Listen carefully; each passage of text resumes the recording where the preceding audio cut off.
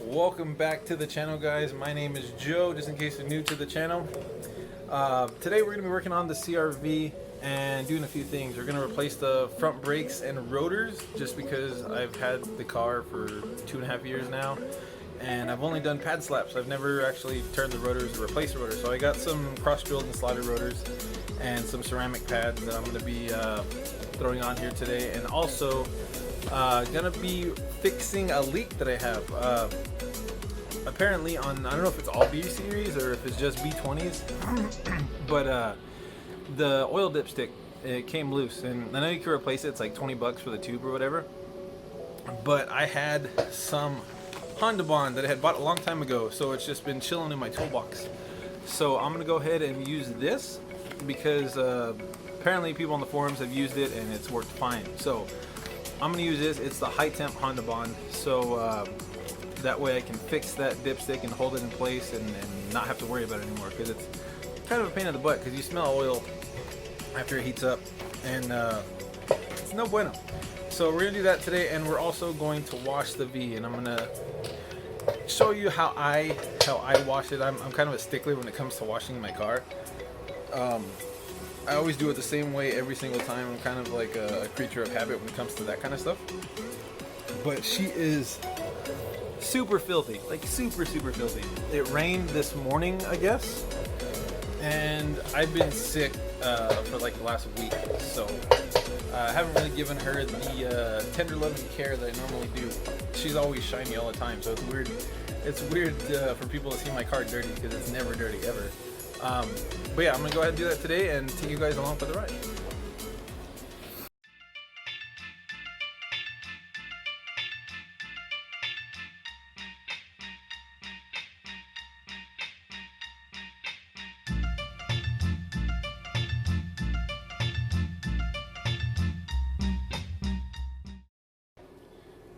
Alright, so a little side note here. If you guys ever have the chance or have that extra money to buy yourself, oh god, one of these guys, it's a 1/2 inch cordless impact by Milwaukee. It's the M18, or even this dude, which you can replace the bits on this, so you can do 1/4 inch drive, 3/8, 1/2 inch. These things save so much time and so much effort. I would say get them if you can. You can even find them on OfferUp for like half the price sometimes. I'd say get them, because these things save you so much time and so much effort. 100% 5-star out of 5-star. Best thing in my toolbox, or best things in my toolbox. All right, guys, wheels are off. I mean, the brake rotors aren't terrible. You can see some heat rings. I definitely use my brakes, or I'm kind of hard on my brakes. There's a really I'd say it's less than a 1/16 as far as like the lip that's on here. It's fatter in the back than it is the front, obviously, because the piston is on the back side, not the front side. But normally I would stick a flathead in here and pry it forward or pry it towards you to push the piston in. That way it's easier to get the shit off and throw the new stuff back on. But with this, since it's got that stupid little block off plate, I'm going to loosen it, and then I'll probably be able to get a flathead in here just to give it a little bit of pry on there. And then I'm just gonna have to get some vice grips, or not vice grips, I'm sorry, channel locks, and then close the piston with the old pad and just close it up. That way it's nice and flush. That way when I put everything back on, it will be easy to throw back on and no biggie. So this whole thing, in all honesty, should only take, depending on how slow you are and like how mechanically inclined you are, it should take about 30 minutes roughly, just to remove the caliper bracket. That way you can get the caliper off, or I'm sorry, not the caliper, the rotor. That way you can get the rotor off, and then throw the new rotor back on, put the caliper bracket back on, bolt the caliper on along with the new brake pads, and you're good to go. These are the new rotors, and luckily for me, they are marked, so there's no guessing.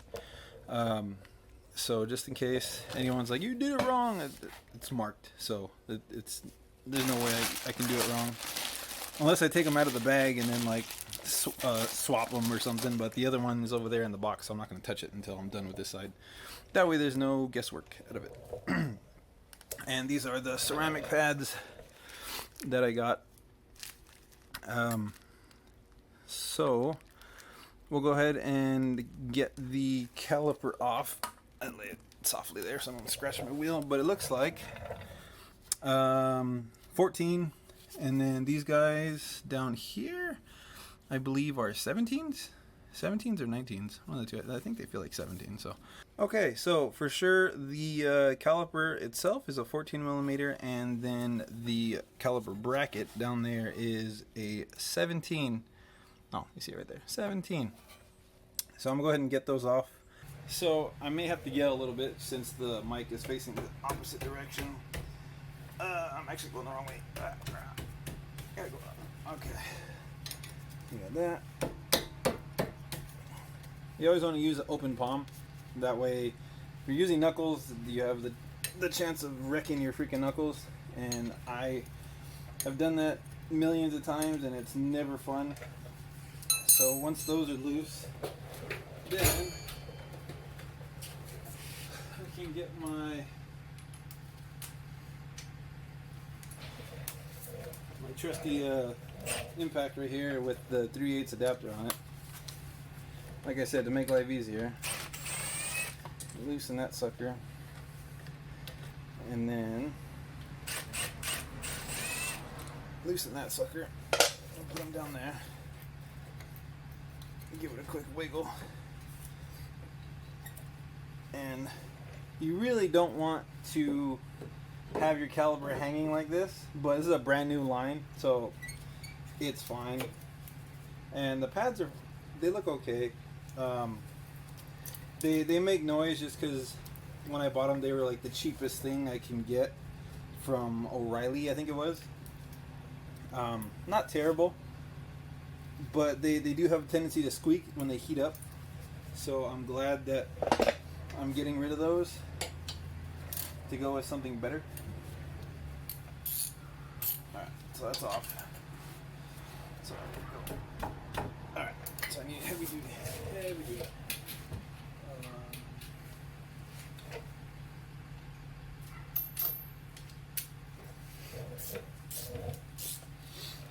So we're gonna go with this guy.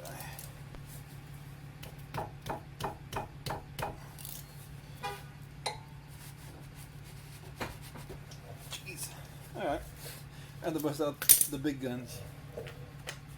That sucker is on there. So, not anymore, it's not.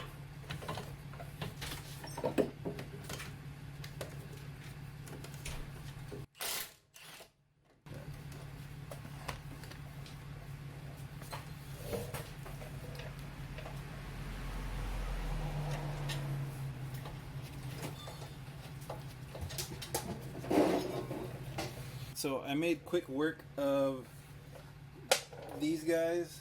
Like I said, these save you from a lot of freaking effort. I mean, I tried with the wrench, and I tried with the ratchet, and wasn't going, so I had to bust out that guy, and barely with like half a pull of the trigger, it got it off. So those things will save you a lot of headache. For sure. Now there's 2 screws here. So always check, guys. Always check for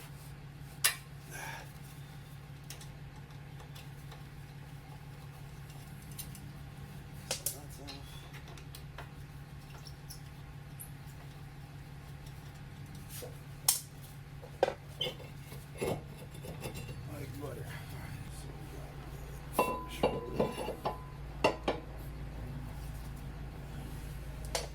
So we got the fresh rotor, And throw these guys back in here. You really don't have to put these in there, but might as well. I mean, it's not going to hurt anything.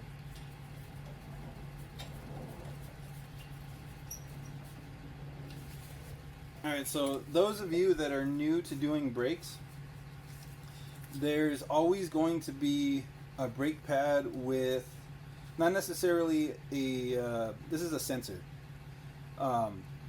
So basically what happens is it's not like an electronic sensor. What it is when the brake pad gets low enough, it starts to hit metal. So it starts to squeal, and this is what will let you know, hey, brakes are getting low. So as soon as you start hearing squealing, and it's a really high-pitched squealing. It's not like normal brake squeal that you would get, say if you bought super cheap pads. This is going to let off a very unique squeal. So this is always the back, okay?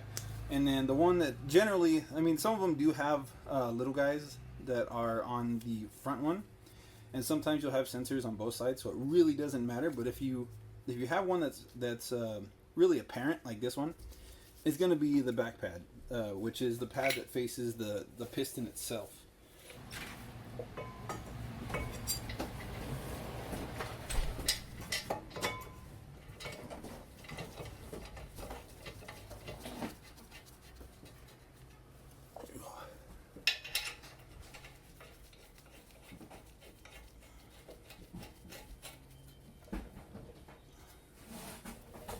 So, with the 17, just going to go in there, make sure it's nice and tight.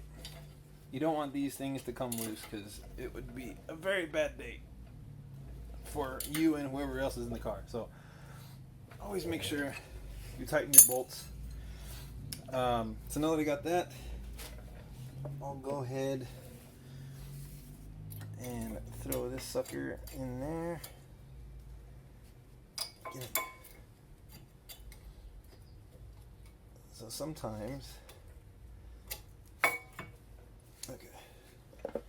So like I said, the one with the sensor goes towards the back, or it goes on the back, not towards the back, but it goes on the back.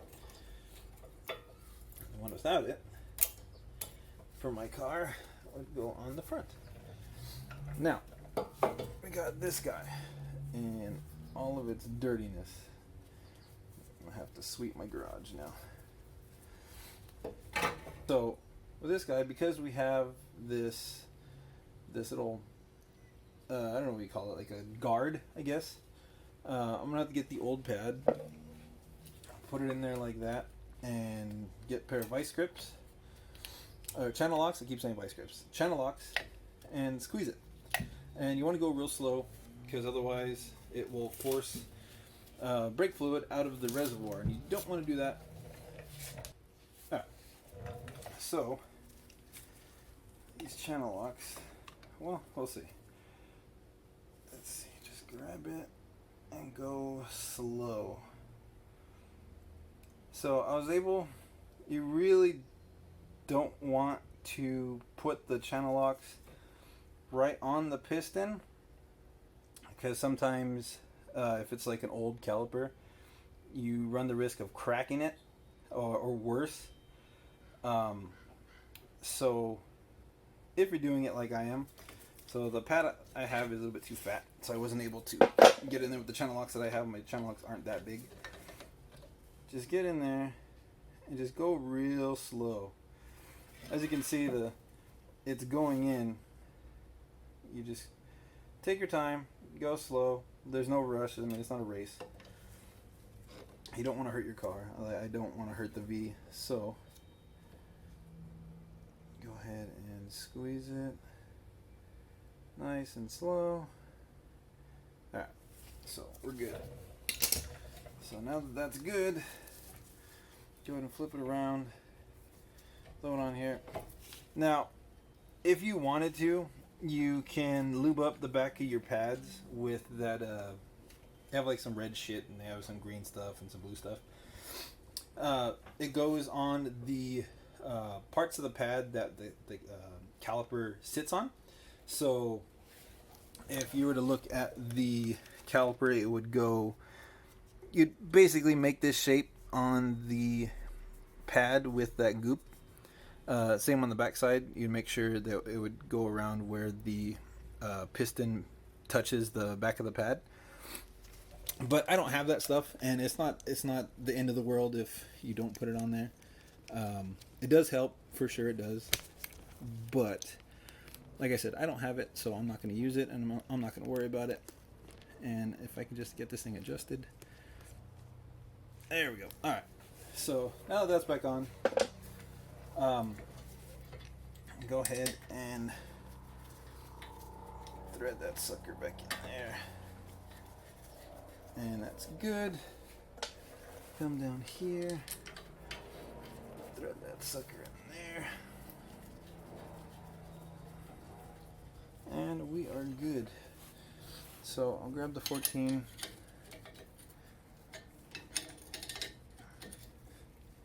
I don't even know why I'm using this. I have ratcheting wrenches.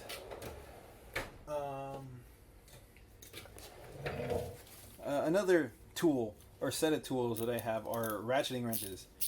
If you guys can afford getting these, I think you get a set of metric from 8mm to I think 19mm from Gear Wrench, and they're like anywhere from 60 to like $100. Definitely pick them up. These are definitely going to save you from sitting there and hitting it with the ratchet or not the ratchet. I'm sorry, the regular box wrench or a combination wrench. It makes your life a lot easier. Just make sure they're nice and tight. And with these, I mean,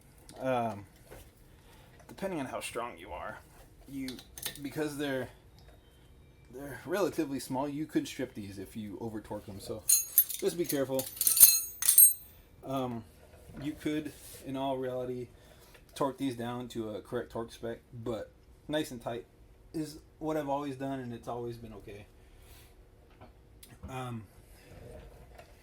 But that is it. Super fast, super easy. So I'm gonna go ahead. I'm not gonna show you the other side because obviously I'm not gonna show you something twice. So I'll do the other side, just knock it out real quick, and then go ahead and get the Honda Bond thing going. I had to take the exhaust manifold off and all that good stuff to get to it, at least to get to it easily. Alright, so they are on. They look good. Come to the other side. It's brighter. Look good. Hopefully I stop a lot better. And then I need to start taking this apart. So we're going to remove the heat shield. As you can see, my dipstick is super loose. So what it looks like you got 10 there, 10 there, one on that side, and then one on that side, just to get the heat shield off. And then it looks like probably about 8 12s. So these would be 12mm sockets that you would use on this. And then I'm going to remove, I don't know if you can see it. Yeah, you can see it. The 2 or 3 bolts that are down there on that flange, just to separate the manifold from the rest of the exhaust. So I can take it off just so I have more room to play with down there. Because I could technically do this without taking that off, but it's going to be a pain and I don't want to get a bunch of crap in the oil pan.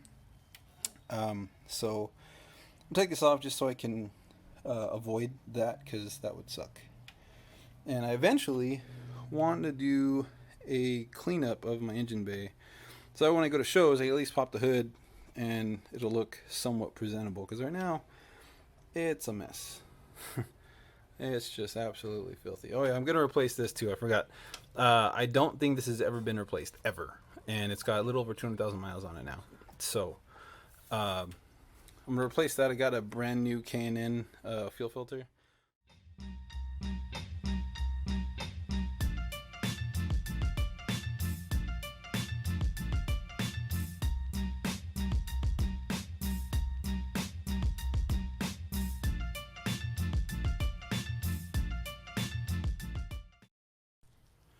Alright, so as you can see, I pulled it off. I tried to fix it with some regular old gasket maker before, and I think you're supposed to let it sit before you run it, but I didn't do that.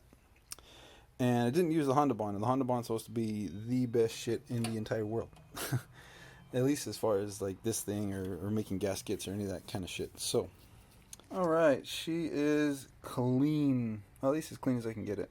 So I'm going to go ahead, rip that sucker open, put it on the back side of this, and then hopefully just press it in and hope for the best. Alright, so I went ahead and Honda bonded the end of that. It says to wait a minute for it to get tacky and then go ahead and put it in there. So that's what I did. Hopefully it works. So I'm going to go ahead and fix this real quick.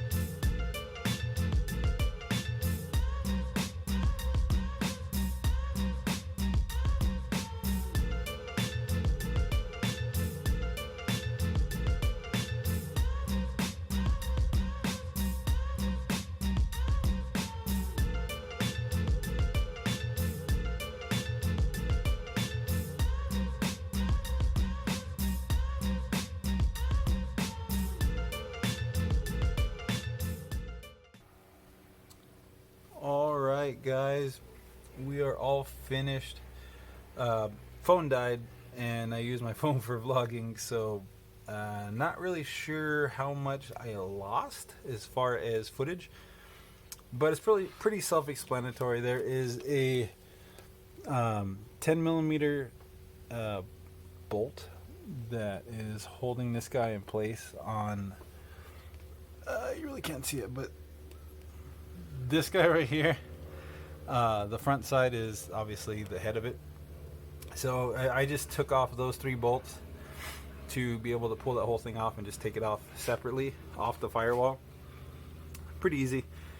Also with the crush gaskets or the washers that come with a fuel filter, make sure you replace those whenever you do your fuel filter. It comes with a fuel filter itself, so save yourself the headache of having leaks and losing pressure and that kind of thing. I've seen it happen, so just to make sure you replace that. Overall, the dipstick is good. The belt is no longer squeaky, and I fixed it, so that's good. Alright guys, that's going to end today's video. I just want to thank you guys for helping me reach my first goal here on YouTube, and that was to hit 100 subscribers. I got like 120 now, I think.